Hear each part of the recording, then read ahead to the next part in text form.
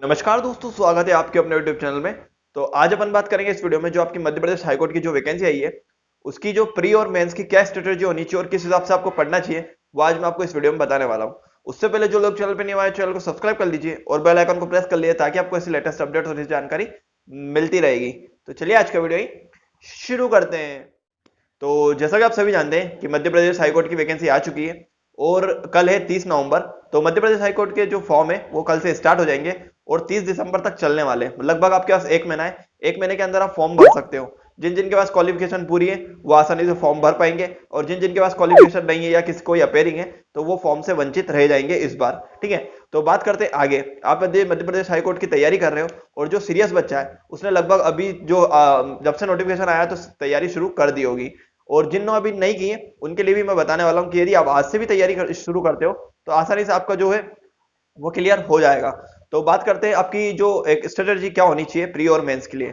तो सबसे पहले बात करते हैं प्री की। यदि आपके पास अपने अभी तक सिलेबस नहीं देखा है तो मैंने कल एक वीडियो डाला है सिलेबस का, तो आप सबसे पहले जाके उस सिलेबस का वीडियो देख लिए टॉपिक वाइज कि आपको क्या क्या पढ़ना है और क्या क्या नहीं पढ़ना है। तो वो सब कुछ मैंने आपको बताया, तो सबसे पहले आप जाके देख लिए सिलेबस। ठीक है, बात करते हैं प्री की। प्री में लगभग आपके 5 से 6 सब्जेक्ट है, तो 6 सब्जेक्ट में आप दो दो सब्जेक्ट करके आपको डेली लेके चलना है।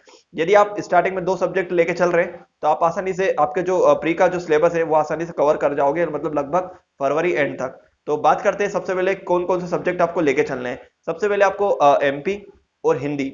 एमपी और हिंदी आप दो सब्जेक्ट एक दिन में लेके चलते हो। यदि मान लो आप एमपी 1 घंटे ही पढ़ते हो और 1 घंटे आप हिंदी पढ़ते हो, हिंदी को ऐसे हल्के में ना ले कि 10 नंबर का हिंदी है तो हम कभी भी पढ़ लेंगे, साथ में लेके चलिए। आप एक दिन में 2 सब्जेक्ट कवर करिए, एमपी और हिंदी। ठीक है, ये मतलब लगभग आपके मान के चलिए यदि एमपी पढ़ रहे हो तो दिसंबर तक एमपी और हिंदी आपकी कंप्लीट हो जाना चाहिए पूरी। बहुत ज्यादा टाइम बता दिया है मैंने, तो आसानी से आपकी बहुत अच्छे से और सरलता पूर्वक आपकी जो है कंप्लीट हो जाना चाहिए। बात करते हैं दूसरे सब्जेक्ट की, तो बात करते हैं मैथ्स और रीजनिंग की। मैथ्स और रीजनिंग एक ऐसा सब्जेक्ट है जितनी ज्यादा प्रैक्टिस करोगे उतना ज्यादा आपका लाभ होगा। तो आपको नहीं करते 1 घंटे, आधा घंटे, 1 घंटे डेली प्रैक्टिस करनी है मैथ्स रीजनिंग की।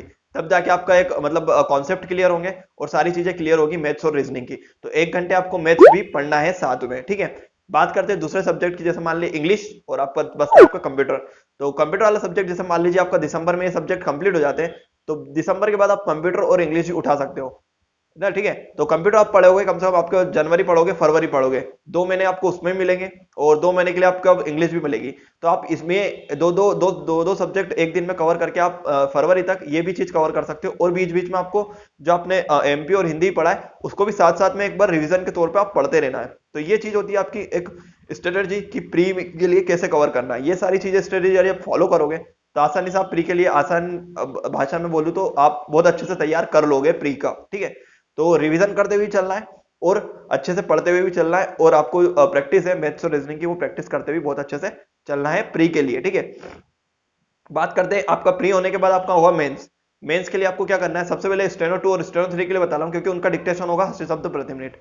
आपको नहीं करते शब्द चिन्ह की प्रैक्टिस अभी से शुरू कर देनी है। ठीक है, अभी से शब्द चिन्ह की प्रैक्टिस करना शुरू करोगे तो अभी बहुत टाइम है, अभी लगभग एक महीने के स्टार्टिंग में आपने शब्द चिन्ह की प्रैक्टिस बहुत अच्छे से कर ली तो आपका डिक्टेशन बहुत ही सरल हो जाएगा। आपकी प्रैक्टिस हो गई एक महीने बहुत अच्छे से, तो डिक्टेशन इतना इजी हो जाएगा कि आप आसानी से लिख पाओगे 80 शब्द प्रति मिनट, और ट्रांसलेशन भी आसानी से हो जाएगा। तो अभी से प्रैक्टिस कर दी शब्द चिन्हों की एक महीने तक, फिर उसके बाद आप डिक्टेशन लेना शुरू करिए।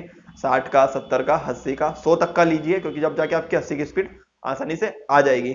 तो बात करते हैं अब AG3 मतलब सहायक ग्रेड 3 की।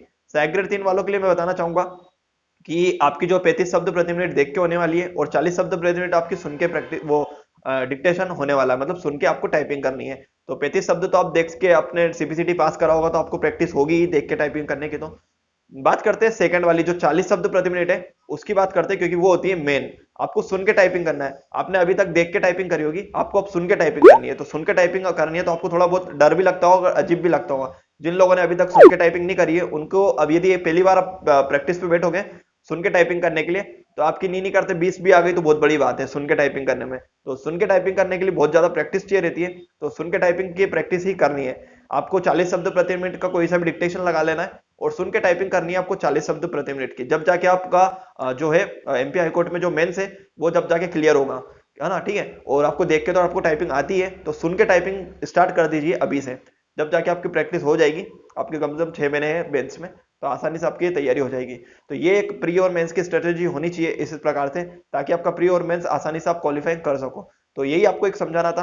होप सो आपको चीजें समझ में आई होगी। चीजें समझ में आई तो वीडियो को लाइक कर दीजिए और चैनल को सब्सक्राइब कर दीजिए और अपने दोस्तों में ज्यादा ज्यादा शेयर कर दीजिए। तो चलिए नए वीडियो मिलते हैं नए टॉपिक के साथ, तब तक के लिए जय हिंद, वंदे मातरम।